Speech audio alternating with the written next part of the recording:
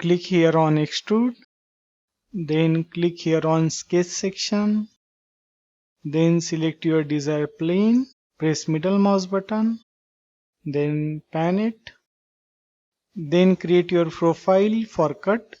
Suppose I want rectangular hole, so I will click here on home and I will create one rectangle from center, and I will specify center point here and I will specify dimensions for rectangle. Then press middle mouse button. Then edit dimensions as per your requirement. Right click, click on finish sketch. Now this extrude is created on the upper side. As I want to cut, therefore I will have to change my direction. So for that, click here on reverse direction. Then specify depth. Then in boolean, click here, click on subtract. So it will select that body automatically. If not selected, you will have to select it manually.